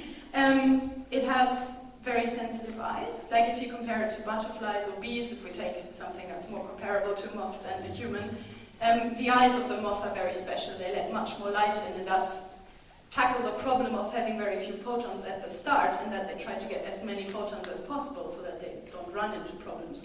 So they have very special eyes. They have very sensitive photoreceptors that are generally bigger, so they can, for example, sample more of these photons than a small photoreceptor, and then they have all the neuronal processing, the spatial summation on top of that. So they have many different adaptations to make them sensitive.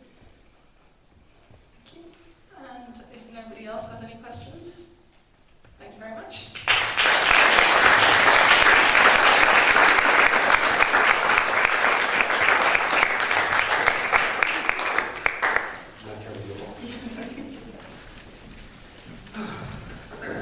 How you feeling?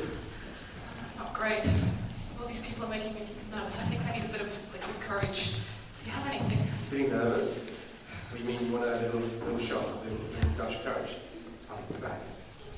think there's something in my bag.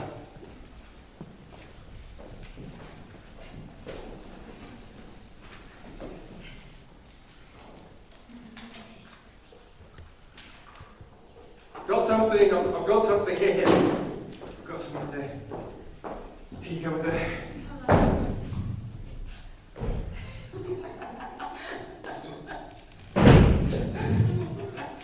What's good? I'm feeling really heavy. You okay there? What? What's wrong? Come on, stand You've done the dark matter thing on me again. I can't believe you've done the dark matter thing on me again. I can feel this amazing gravitational pull. But I promise you, never do the dark matter thing. Oh. Help. Well, as much as watching you being destroyed by the gravitational pull of the dark matter, let's crack on. Next speaker is from Romania. Please welcome Bogdan Gheorghiu.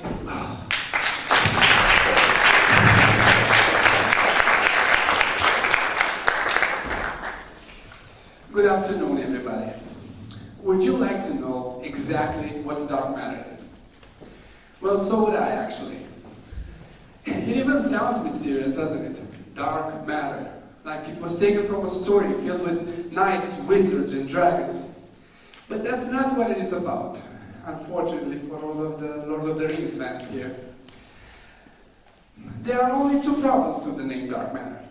The word dark and the word matter. The word dark doesn't actually mean dark. It means we have no idea what it is. It's the same with the dark energy. The word matter is very misleading because we don't know what it is. How can we say it's matter?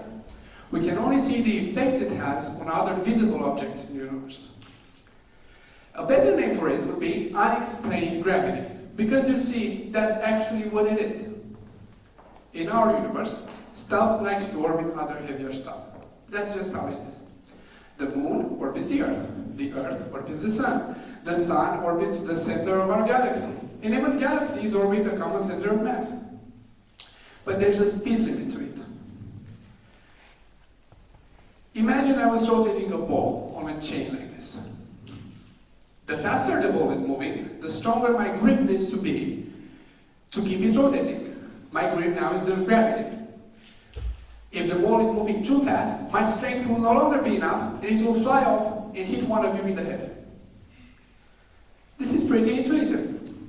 But scientists, when they look at the galaxy, for example, the stars closer to the edge are moving way too fast. They are moving so fast, actually, that they shouldn't be orbiting anymore. They should be flying off God knows where into intergalactic space. But they aren't. Gravity keeps them in orbit. But whose gravity? That's the mystery. Because we look at the visible stuff in any galaxy, we calculate their mass, we add it all up, and we get 8 times less gravity than we should. 8 times less. Where is the rest coming from? There must be something else hidden in there that has 8 times more mass than the entire visible galaxy. And that something is what we call dark matter. These mysterious sources of huge amounts of gravity. No wizards, no dragons, but still absolutely fascinating. And I personally can't wait until we solve this mystery completely. Thank you.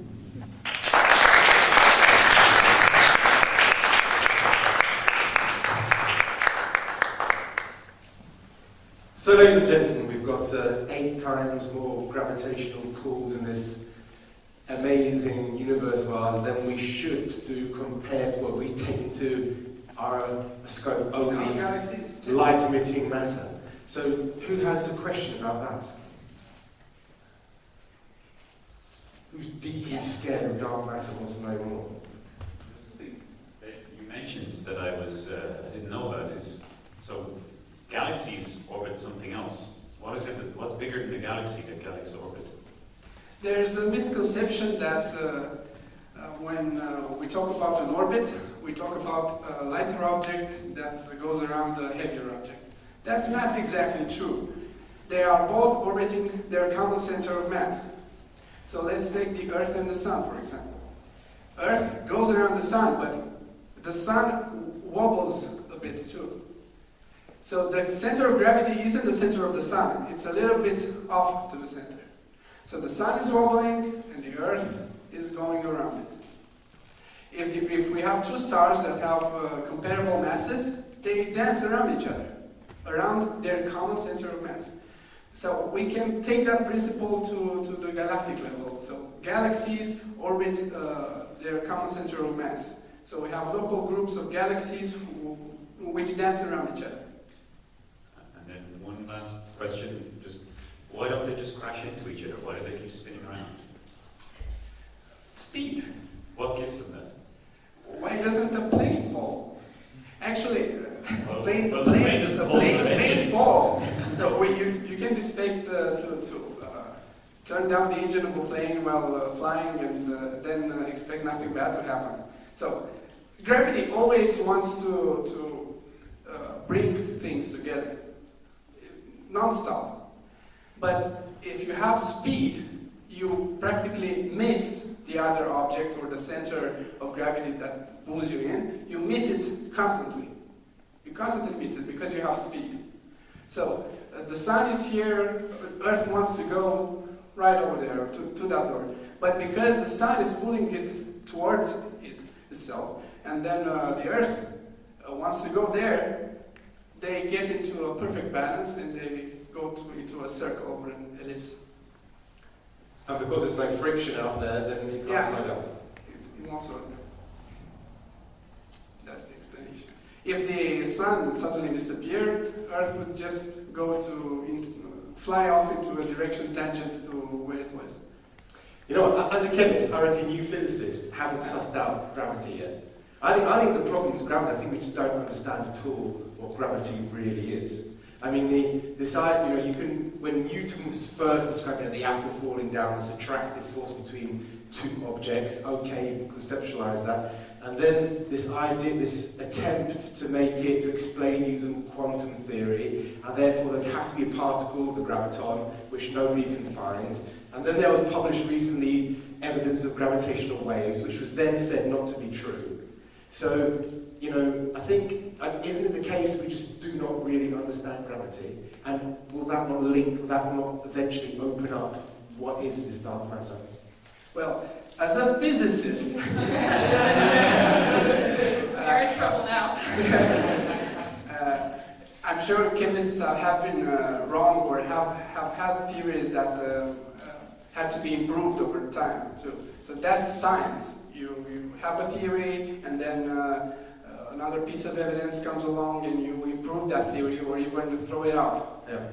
So our understanding of the universe, in this case gravity, is constantly improving, let's hope. And maybe in 5 years we will have an explanation of dark matter which improves the theory of gravity as well. Or maybe dark matter is actually I don't know, some obscure particle, some obscure substance that we don't know anything about. Maybe chemists should find that out. But to link on to what you said about why don't the planets just fall into the sun? I mean, at the beginning of the last century, when there was a debate about the structure of atoms, and the big question was, why do electrons not fall into the nucleus? And then that's when people started to talk about more like, the first steps into quantum mechanics, the first steps into understanding, to quantify electromagnetic theories.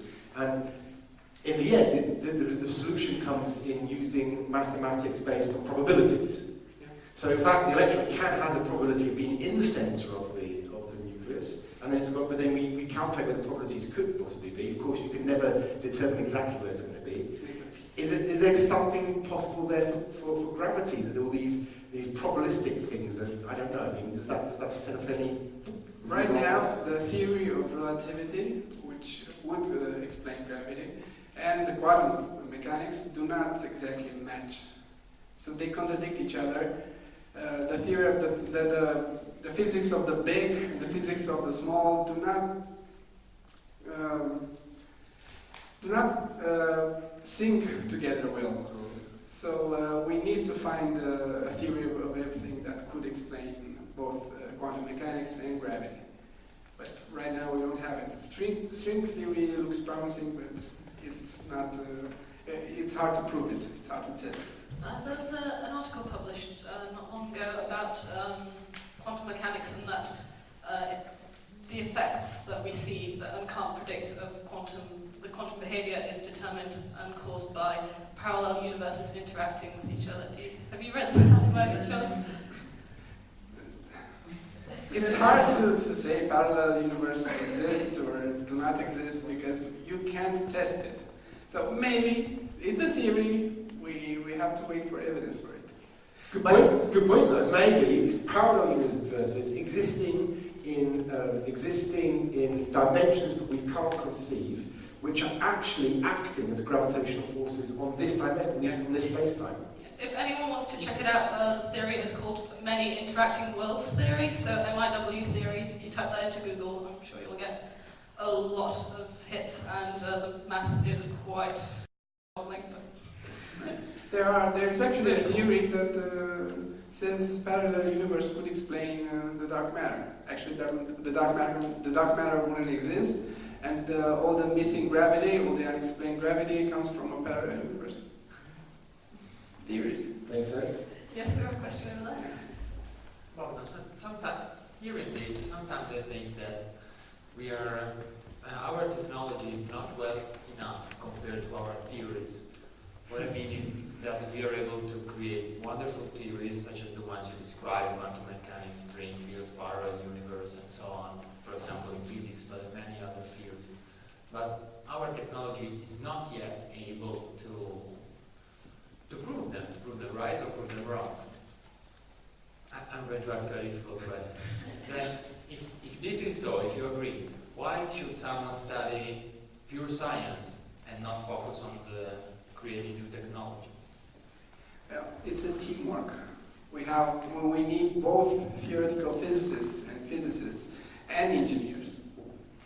So.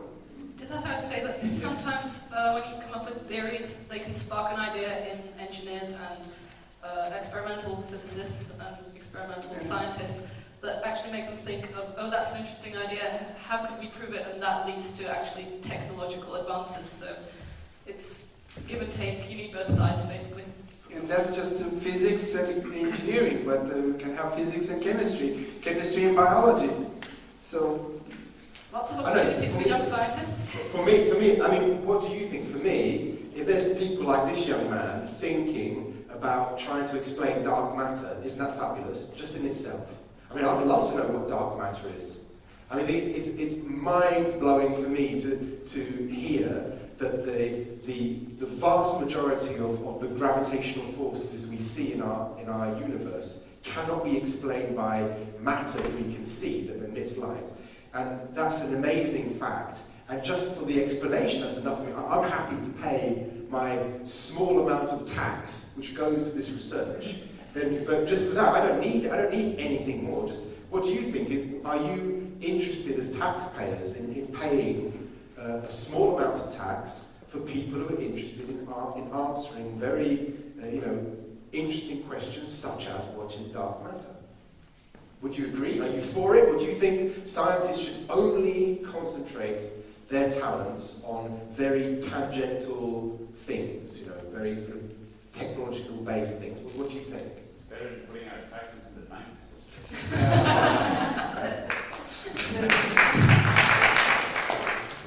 Seriously, who is interested in knowing the question of what hands up? Who would like to support people thinking about that? Great.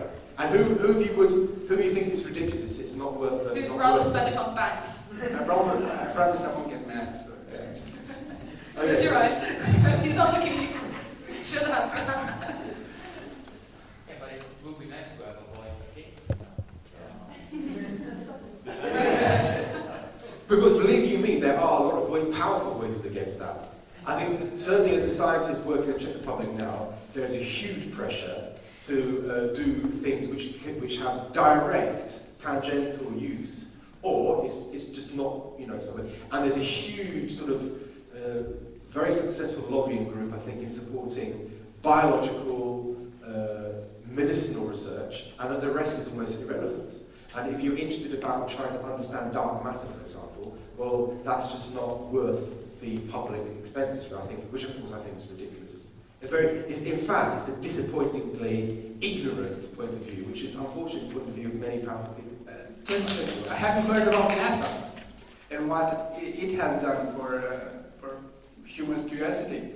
Well, if we consider the dollar, the income dollar that an American pays for, because America pays for NASA, if we consider the dollar, 0.6 cents per American are given to NASA. So 0.6 cents, not even an entire cent, is given to NASA. And it has done wonderful discoveries, has made wonderful discoveries, and wonderful progress.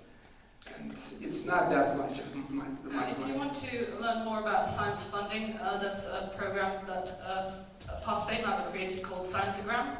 Have you all heard about the Rosetta landing? Yeah. Philae, yes? Show of hands? No? Well, some of you. Well, there's actually, it's just been posted in Czech, an infographic about how much that actually cost per person, that mission, and it cost just over €1 billion.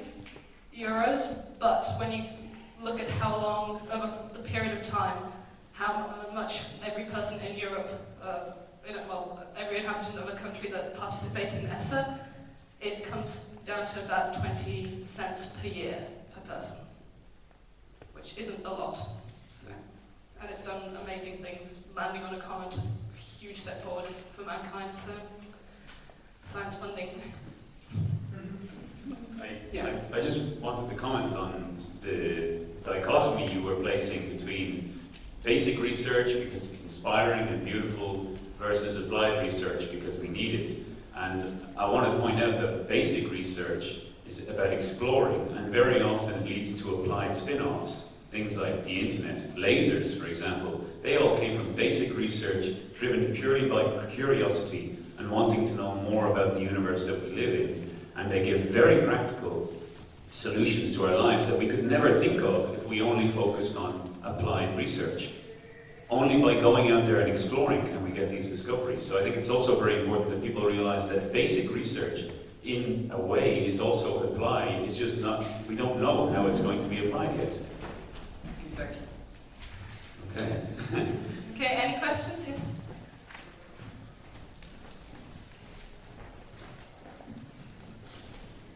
Sometimes parts of in physics behave similar as people behave.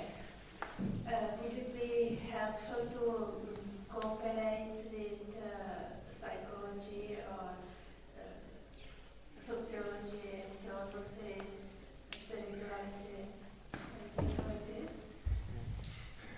There have been theories, but generally no.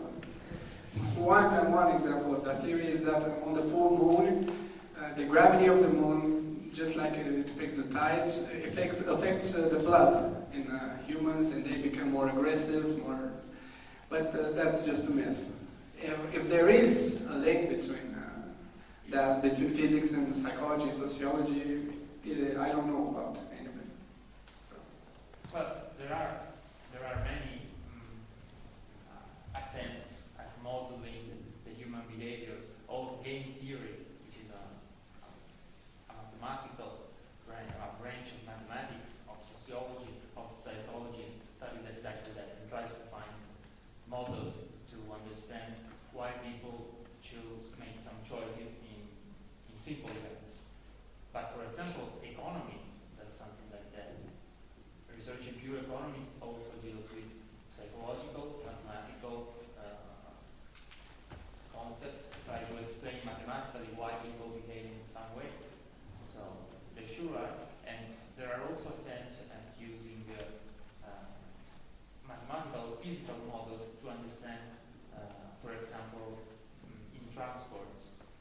There are many similarities between the way fluids move, liquids move, and people move in big cities, for example, and how people move in big cities.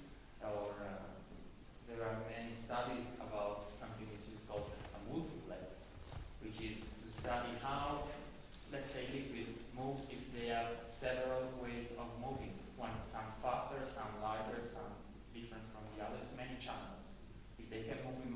channels, which channel would they choose?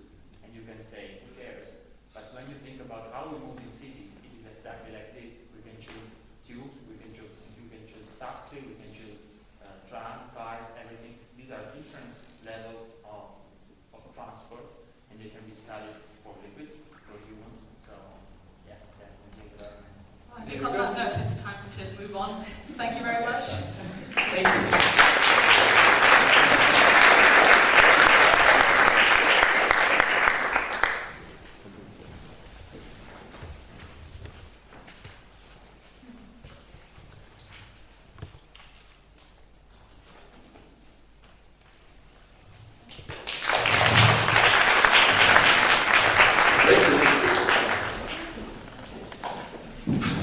It's fine. Hi everybody, my name's David, I'm the last speaker of tonight, but I'm here to tell you about the Tono Man.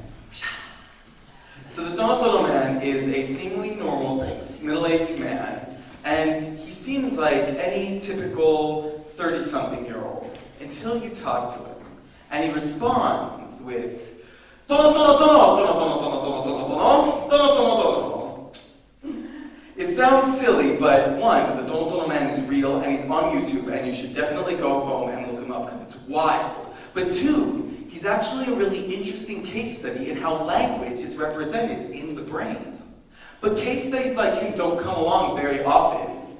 And because language is actually very complicated to produce, from the tiny movements of our tongue to the very effective ways we express emotion, the question becomes, how do we separate language from the actual act of speaking?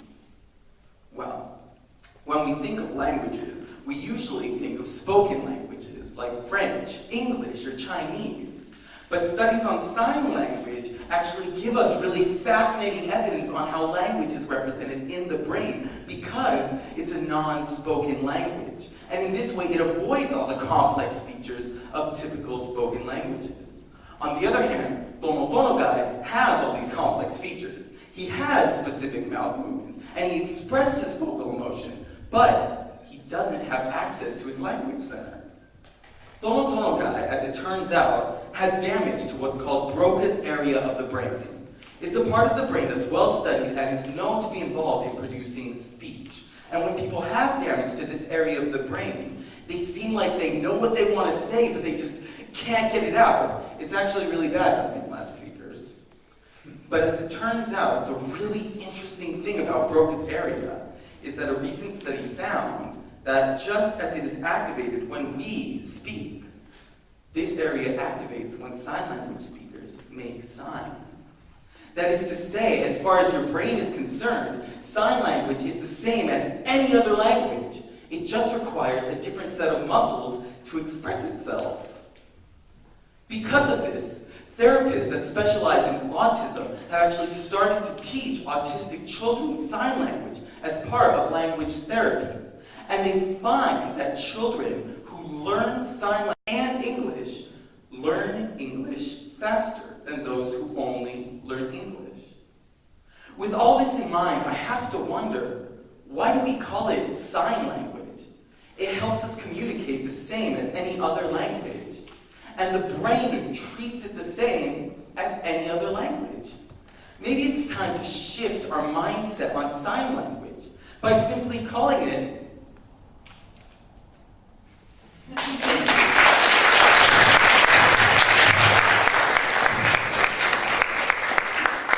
questions about anything brain-related or sign language?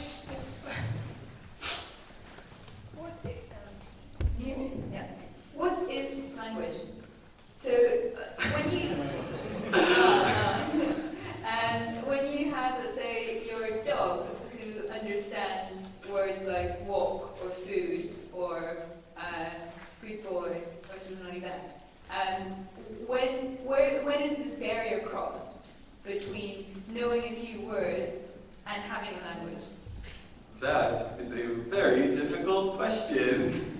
Not being a linguist myself, I'm not like the go-to person, but I know it's debated on what is language and what is just representation of ideas. Some people argue that things like apes learning some signs and being able to communicate that way is proof that they have language the same as people. But other linguists argue that they can represent some ideas with their hands. They can say food, they can say water, but that's not the same as having a system of language as people are known to do. And so some people argue that the syntax, the system of grammar that is common to people, is not found in any other species. So in the end, when you say, what is language, I want to say, I don't know. But neither does anyone else. Anyone else have any questions? Well, I read an interesting article about dogs, and how they can, going back to dogs, not only they can maybe understand a few commands, but of course they use other methods to provide some sort of information. So they've got an amazing sense of smell, and from, they go around smelling. Their mindscape is not driven by, maybe hearing things or seeing things, but this smell thing, and they can deduce from smells, who was there, what was their social positioning. So maybe that's a form of communication which could also be termed a language. So they urinate sort of words or messages. I mean, maybe. I know there have been studies on pheromones in humans, and some studies show that humans can smell pheromones from farther than we expect, and you're actually more attracted to a woman while she's ovulating and stuff like that, despite the fact that there's no way you could know that at all. So some of that might carry over not only in dogs, but also to humans in ways that we might not expect. So based on this, I'm wondering, where do you draw the line between communication and language? Because I think most people think they're the same thing, but obviously there's a debate on that. Because I know, for example, plants can actually communicate. They use molecules to do so. They can tell plants nearby, hey, I'm being eaten by aphids, you guys better watch out. And then the other plants pick up these molecules and start to produce defensive mechanisms. But I guess you wouldn't call that a language. Or would you? Where do you draw the line? I don't know. In the end, you have to think, when we're talking to each other, when we're communicating with languages, really, we're just giving signals. I'm just making noises with my mouth at you right now. And because it's very complex and sophisticated, we call that language. So when beavers slap their tail against the water to warn against predators coming, is that language? When prairie dogs signal to each other that there's a very specific predator coming, is that a language? And so I think there may not be a single line between, is this just me signaling to another organism, or is this me signaling in some higher level? Is it just a product of what we are? Is there no real distinct thing called language?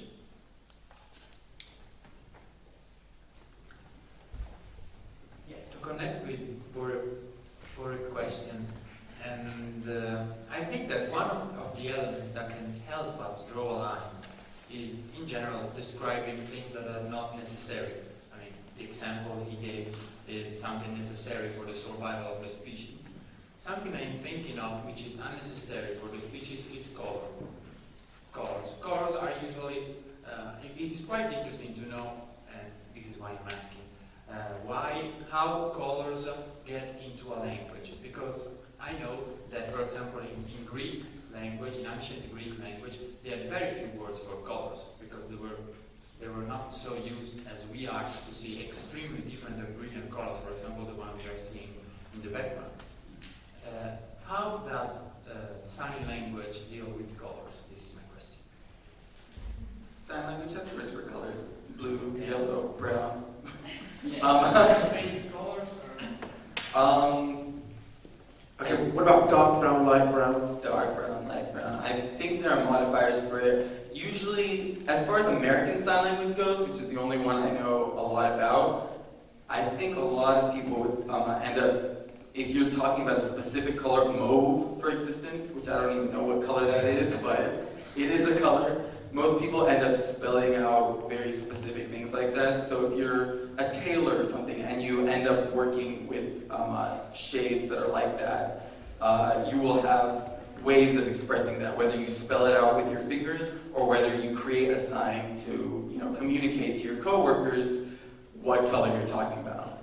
At the same time, I think it's interesting you bring up this thing about necessity as whether or not that involves language, because there are certain systems of communication throughout animals that express specifically that color. Joanna in the background was just telling me this afternoon how prairie dogs somehow communicate to one another, here comes that human or that predator. But if they send in humans wearing different colored shirts, they express that too. They have distinct ways of signaling that to each other. And even though that may or may not be necessary, it's a lot more complex than we would give them credit for. You don't think of prairie dogs as saying, here comes that human in the yellow sweater. But they might be able to do just that. So once again, the line is very, very blurred between what is language, whether animals have language, and where our language comes from. Any questions? Maybe I want to ask you, but perhaps the language can even affect our own abilities to differentiate between other signals coming through. Oh, yes. So, for example, linked to the colour thing, I read a report that, for example, in Japanese, the language, there's many more words for different shades of blue, and they found then that the Japanese can actually distinguish different shades of blue a lot better than other people who don't have so many words. It's true. The way people think of our perceptions forming our language, we have a word for this because we have 20 words for snow because we're surrounded by snow. But in reality, like you just said, the inverse relationship is true. The way we use language actually affects the way we perceive the world. If we have 20 different words for green, we'll see 20 different shades of green, etc., etc. We'll actually be able to perceive differences that we otherwise wouldn't even be able to see. Yes, one more question there? Again, on the necessity of language being necessary or not. Is there any literature in the sign language, videos that just tell stories? Something that would also be useful, I think, to create a universal, a world sign language. Are there some stories just told for the sake of being told in sign languages or something like that, as far as you know? Yeah, totally. I don't like studying, so really I learned most of my sign language watching stand-up deaf comedians on YouTube. And they're funny. You should watch them too. People go on YouTube now. They have their deaf vlogs, and they just talk about their day in very, very fast sign language. It's hard to follow, but yeah. Well, if nobody else has any questions. A big round of applause to David. Thank you. Thank you very much.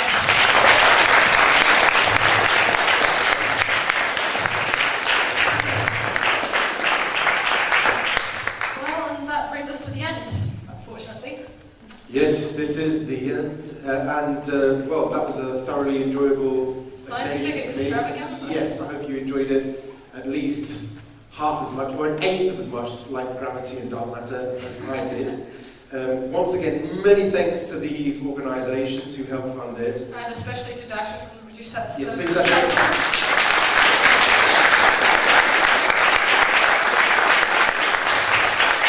This is the lady who's responsible for FameLab in the Czech Republic. In the Czech Republic. Without her, we wouldn't be standing here today. Yes, fantastic lady who's done so much to deserve your warm applause. Thank you for coming. And if you want to find out more things FameLab, just go online and type in famelabcz.com. That's the official pages for the FameLab Czech Republic site. And also you can like us on Facebook, follow us on Twitter, and lots of good stuff there. So thank you for being a great audience. Bye.